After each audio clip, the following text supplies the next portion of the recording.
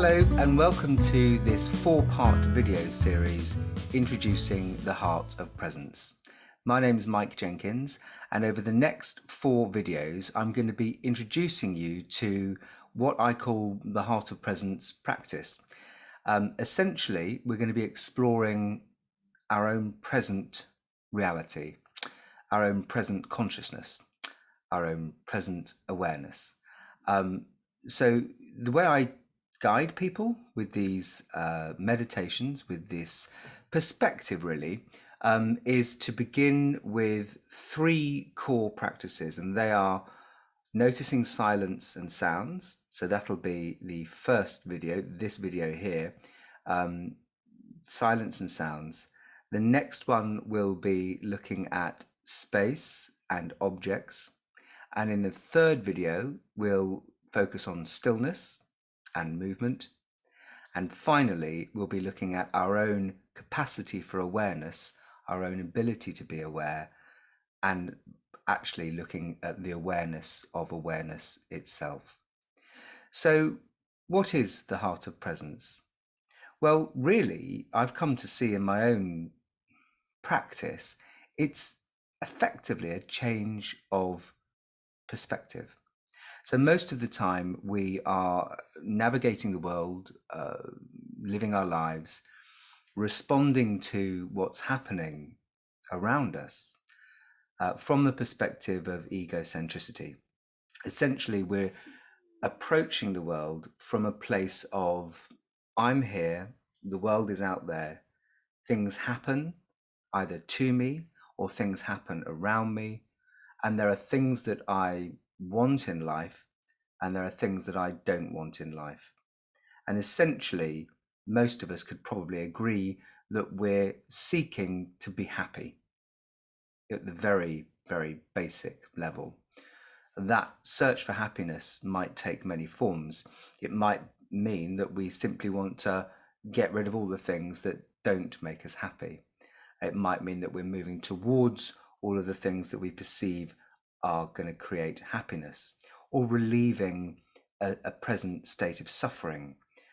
Usually it means that in our own mind, in our own lives, we've decided on certain conditions that need to be met in order for us to be happy or fulfilled, satisfied, at peace, living our purpose, all of these things.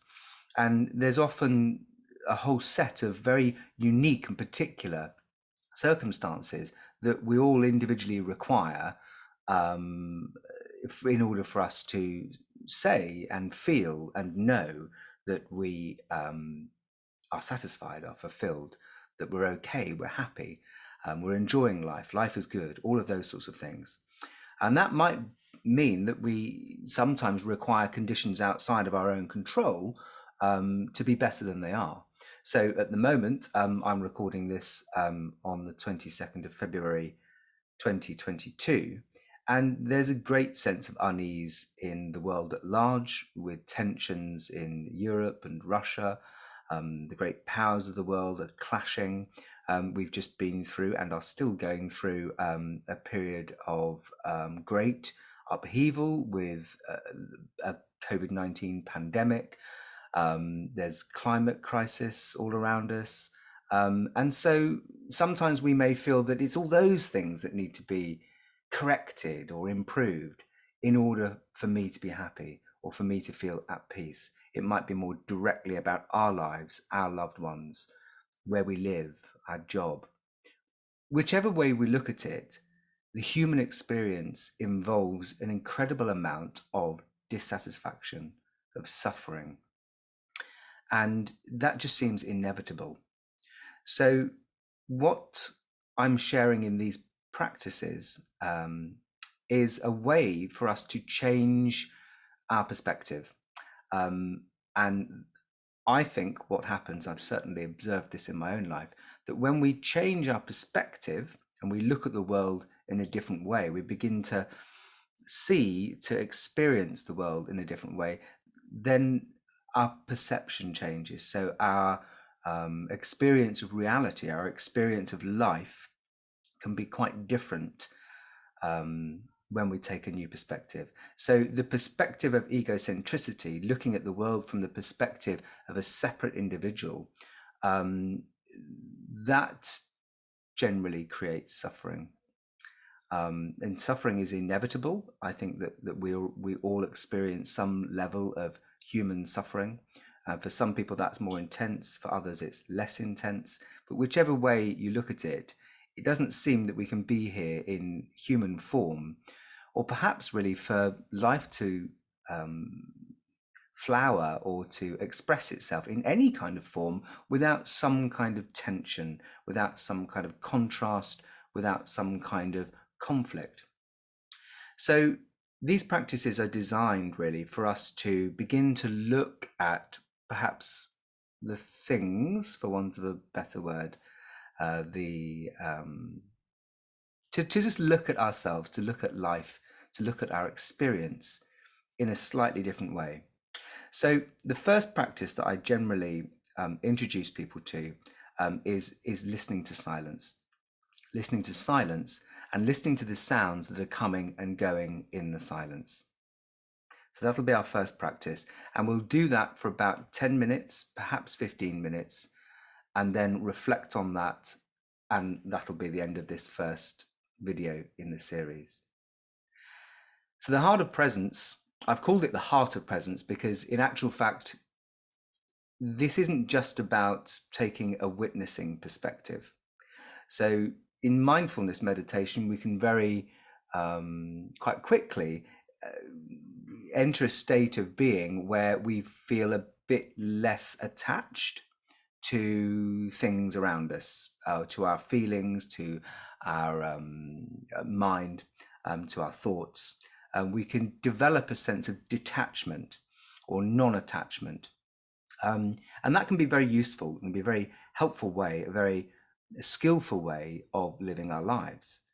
To take an objective view, to get ourselves out of the way, to not be so personally wrapped up in the things that we do, so that the way that we do things has more efficiency, it has more clarity, it's clearer, it's got more wisdom in it, more natural intelligence. All of those things are really helpful. But what I noticed in my own experiences with mindfulness, and certainly my own experience with encountering what some people call the witness consciousness, which is the part of our conscious awareness that can look at things and not be lost in them, is that a person can easily get stuck there. And it can sometimes make us feel quite devoid and detached and disassociated, really. In my own life, I've had a great deal of difficult suffering. I had mental health issues when I was in my 20s, quite severe mental health issues in my 20s. I have had to take medication for a number of years for that. My life was very dysfunctional, addictive personality, so far too much indulgence of things that are not good for me. Plus then resulting, I think these were all related, but in my very late 20s, when I was age 29, I was diagnosed with a cancer. So I had several years of recovering really from that. So when I first encountered the bliss, if you like, the relief of realizing that I am not ultimately my feelings, and that what's happening isn't ultimately me, that there's an aspect of my own consciousness that is already free, that's not lost in any of this. It was incredibly, it just felt so good. In contrast to so many years of feeling lost, feeling that something profound was missing. So for me, there was a strong sense of seeking, of spiritual seeking, but certainly of worldly seeking, a sense and a feeling that there's something missing, something fundamental is missing. What is it? And I feel like I was looking for that fulfillment and that satisfaction in everything. And so when I found and when I experienced that sense of satisfaction within my own experience, my own identity, if you like, this core identity of the ability to witness, to know, to see, without actually being any of those things, without having to make a temporary false self or a false identity out of any of these things. That was incredibly relieving. There was a great sense of relief. Finally, that yearning, that constant presence of something's missing, had gone. It's not that it didn't come back at different times, it did, but there felt like a fundamental shift. However, and here's the rub, there's the rub, as Hamlet says. There is a danger there, because I myself felt I just wanted to stay there. I wanted to cling to that state of pure, empty, open witness consciousness. But life doesn't let us. We are in human form. We're here relatively. Our bodies are relatively real. Our feelings, our experiences, they all have a relative reality, and an incredibly powerful relative reality. So there was a sense of denial, really, in my own journey about being a person, simply because experiencing the purity of witness consciousness felt so freeing. It felt like such a relief to kind of conclude that, well, what's ultimately happening is free, pure, empty, open, unconditional witness consciousness. But funnily enough, that isn't fully satisfying to us as humans. There's an aliveness about being in a human body that we really do feel far more connected and on purpose and fully alive when we open to the deeper, more integrated aspect of that witness consciousness. So that's a long-winded, much longer than I wanted to take, to explain why I've chosen the word heart of presence. Because actually, when we really start to explore how we move in the world, how we interact with other people from the perspective of presence, or from the perspective of an awakened mindset, an awakened being, alive and awake to the realm of spirit, alive, awake, and completely freely being in the dimension of unconditional love, there's a very marked change in the way that we feel about the people around us, the way that we speak, the place that we speak from. Everything changes, really, in a very positive way, I've felt, for most people, and certainly for me. So that heart of presence is really about allowing this dimension of free, open, pure consciousness to express itself through our human, unique selves, in a way that is in contact with just the heart of the matter, this peace at the center of ourselves. It's not indifferent. So witness consciousness can have a sense of indifference about it, a kind of harshness, a disassociated, almost cruelty, disregard for other humans suffering, and can lead us down a path of nihilism. So that's not what we want to do. And it's not what this pure life force wants to do. The source of our being, which is really what these practices are about, they're about returning to the fundamental primary reality of our identity, which, as we may come to discover as we practice more in this way, is completely open. It's unconditionally accepting and allowing.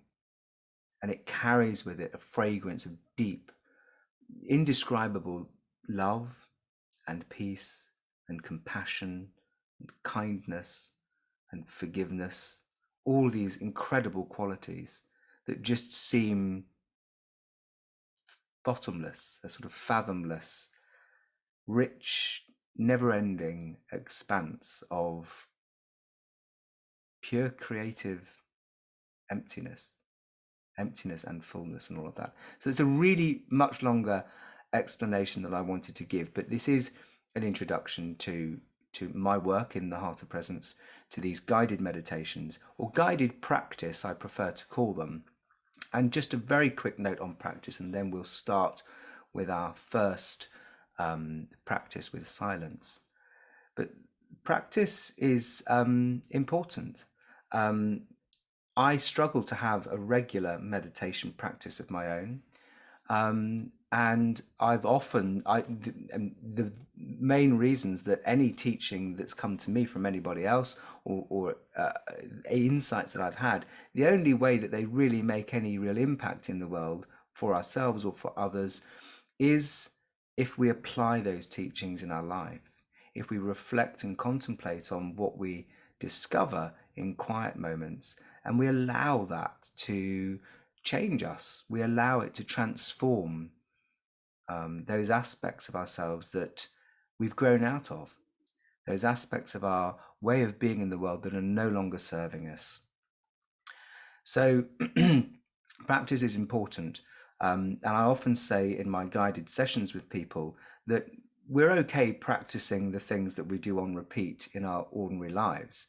We practice, life is full of repeated routines, and this is just another repeated routine. So it's not to say that we don't already have an unbroken connection to the realm of the awakened heart. We do. We just don't know that we do most of the time. It's covered over with our thoughts. The content of our lives seems to distract us from the container in which the content of our lives is happening.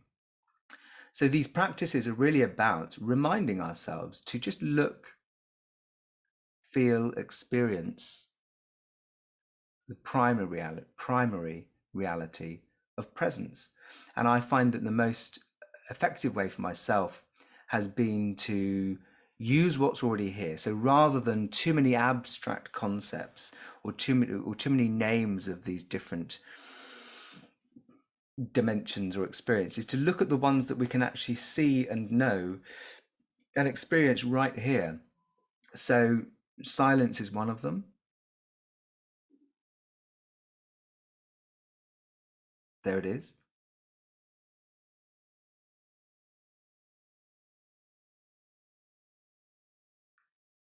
It's not abstract, it's right here. There is silence here. And it's allowing all of the sounds to come and go. It's not holding on to any of them. It's not preventing any of the sounds from rising and ceasing. And it's happening right now. We can look at it wherever we are. Most of the time in our daily lives, we're focused on sounds and words, very much words, meaning, conclusions, reactions to words, feelings in response to words, and sounds. We don't listen to the sounds and the silence at the same time. And maybe to begin with, we can't actually really experience that all sounds are constantly accompanied by an open silence. Sometimes the sounds are too close together or too noisy or too dominating. So that probably is a good point for us to begin this first practice. So that's the introduction to the Heart of Presence. You may have found your way to my website either from some of the Zoom groups that I share these practices on, or on YouTube, or in fact, most recently as well, from some in-person events and workshops that I'm running in the local area where I live. So welcome. I'm very glad that you're here. If you found your way to these videos, and you're listening, then I guess there's a willingness and a readiness and an openness to explore the heart of presence, to explore your own primary reality, to let go of the things that are no longer serving you, and to embrace the perspective of your own awakened heart, and to live more fully from that place. So thank you for watching the introduction, and I'll see you in the first practice, noticing silence and sounds.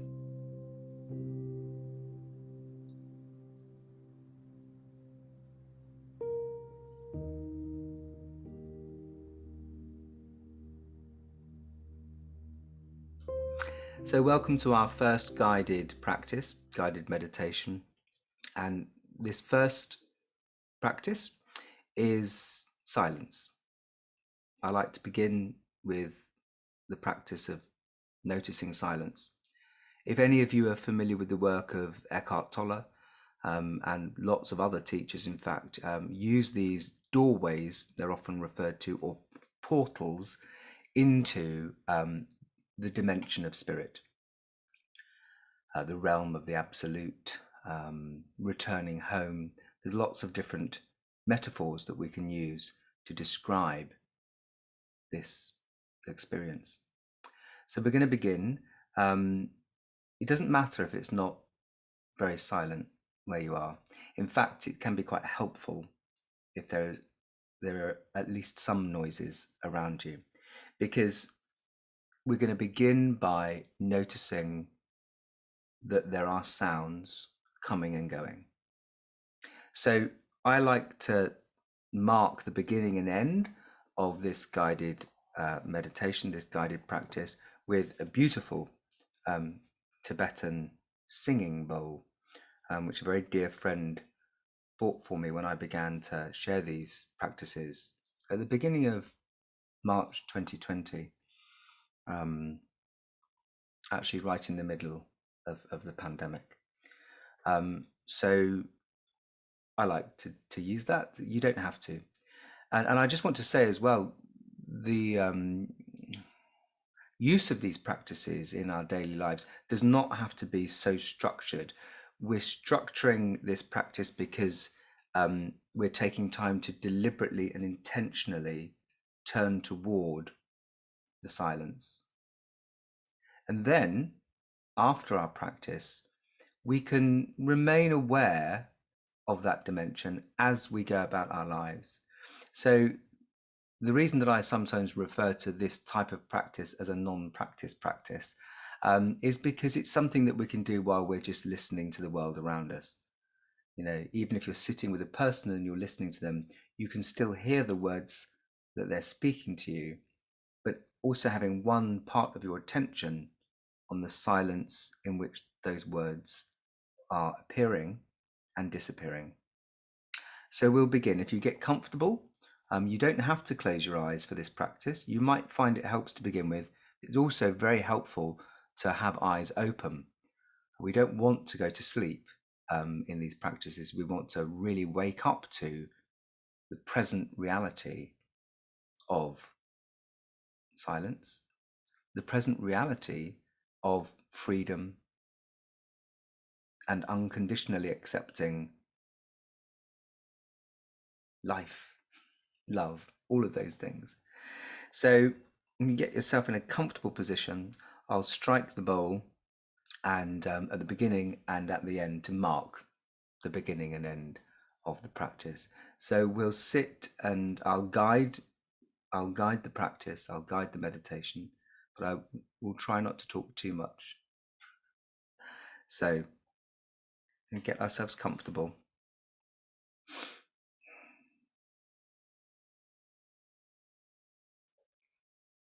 And just check in with your body.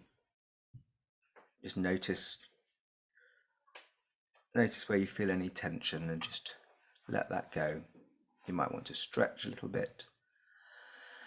Maybe take a few deep breaths. And we'll begin.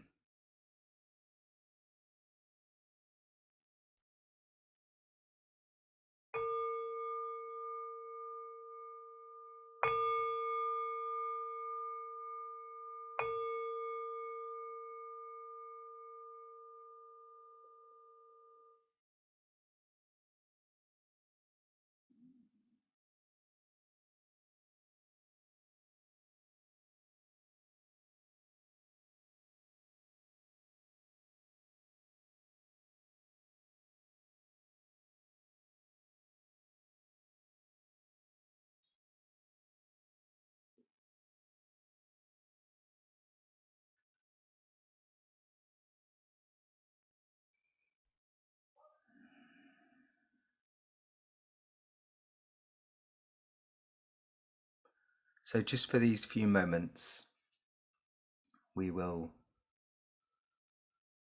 allow ourselves to just stop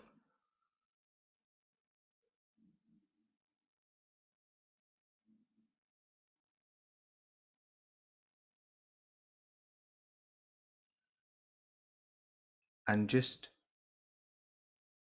pay attention to any sounds that you can hear right now.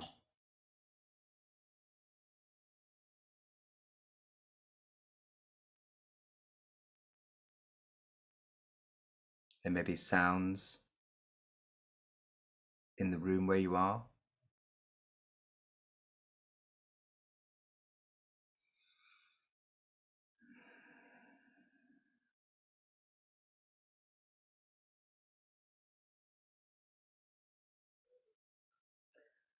Sounds in the street outside.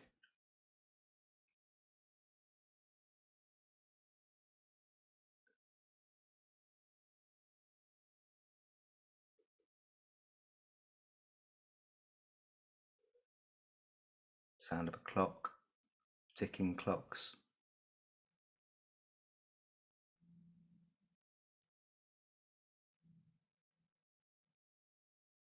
And just notice how the sounds are coming and going.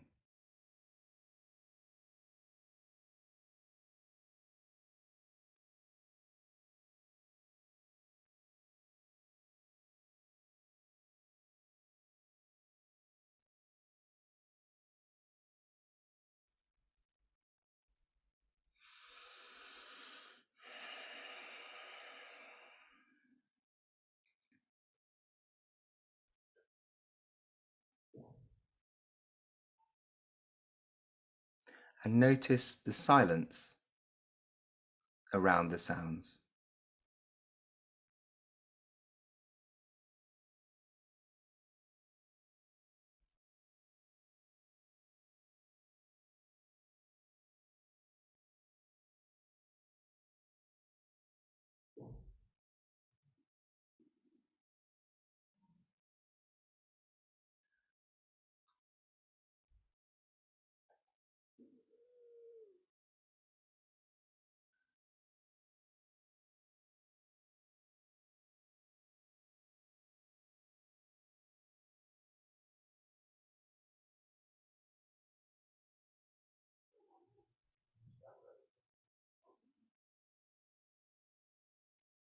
You may notice in your own body there may be discomfort or restlessness. There may be thoughts rising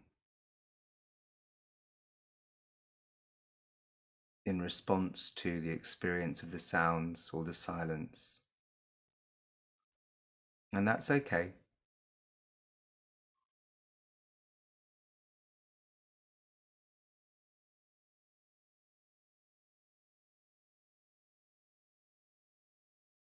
We're just watching all of that at the moment.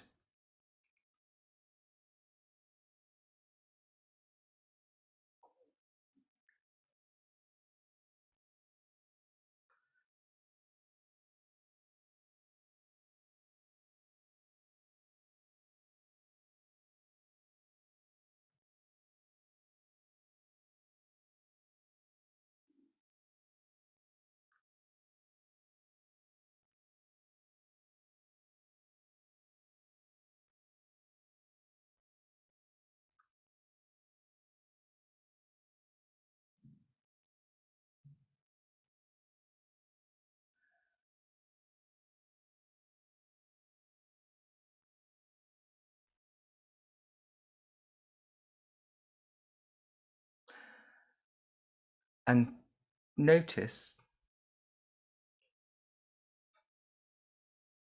how the silence accepts all of the sounds.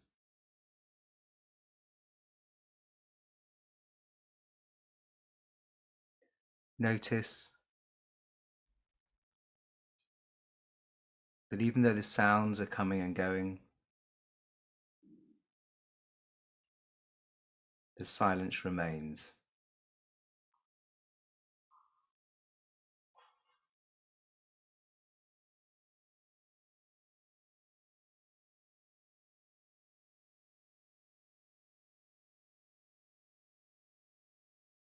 Notice that the silence does not discriminate against any of the sounds. The pleasant sounds are allowed to come and go, and the unpleasant sounds are allowed to come and go also.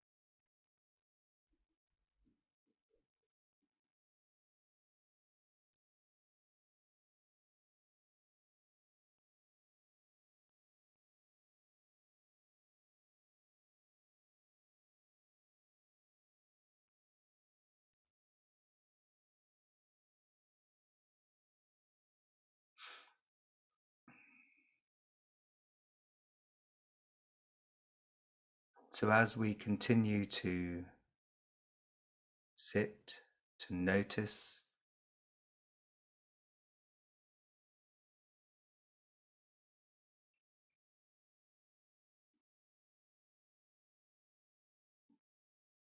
just allow that silence that's around you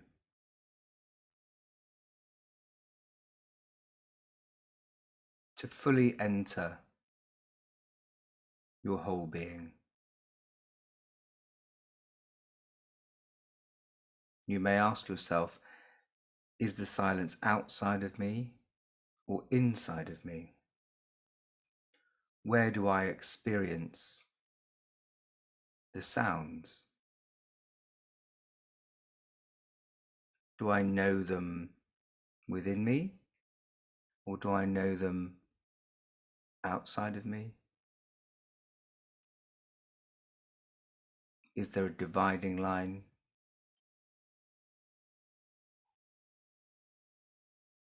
Notice how little effort it actually takes to hear.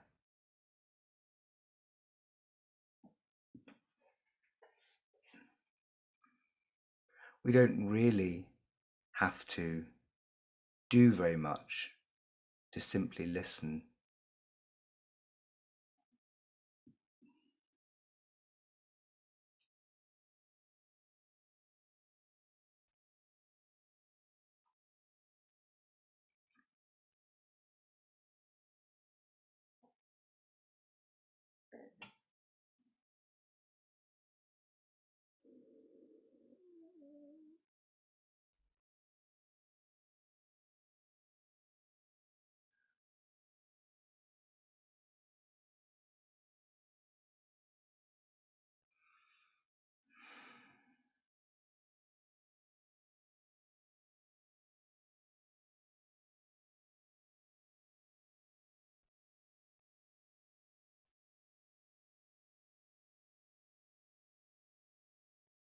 And so one of the qualities that we might like to contemplate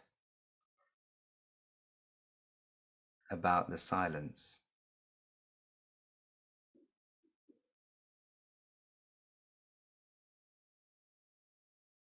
is how constant it is.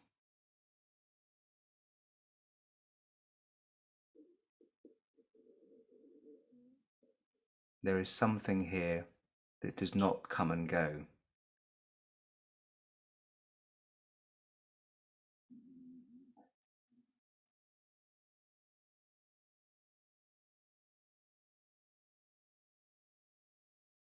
even as life is happening, feelings are coming and going, thoughts coming and going, the body changing, aging, developing, growing.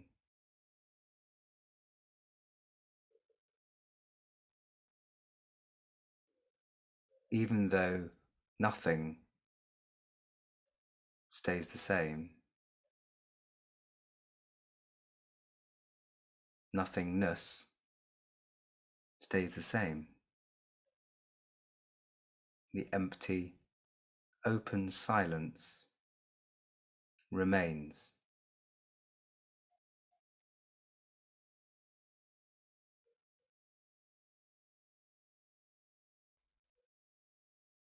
And so as we take this contemplation and reflection of our practice with silence into the rest of our lives, the rest of the day, we might like to contemplate and reflect upon the fact that there is something that's not a something. There is a dimension here that is always open, always present, and does not come and go.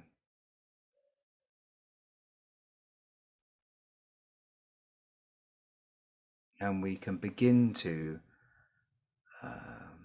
explore that dimension within us, or the dimension that we are appearing in, simply by noticing silence.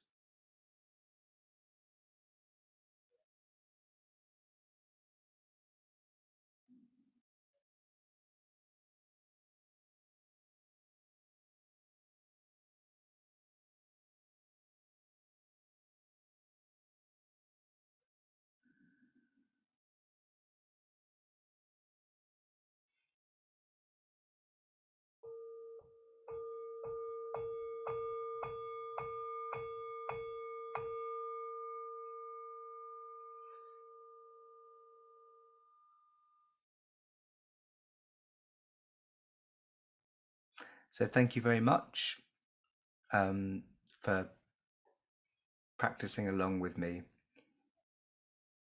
with silence. That's the main practice that I tend to use, and that's the first guided meditation that I tend to do with people. And I encourage you to return to this video and to use this perspective, to adopt this perspective in your life, wherever you are, whatever you're doing. It doesn't always need to be such formal, dedicated time. But even if you just take more gaps of silence in your day, stop to listen and just notice the silence, intentionally looking, listening, paying attention to the silence. You'll still hear the sounds, but you won't be so lost in them or so fixated on just sounds and words and meanings. And notice also that the silence isn't making any conclusion about the sounds. It's allowing them to be completely free, and it lets them go. So thank you, and see you perhaps in the next video, which will be our second practice, which is noticing space and objects in space.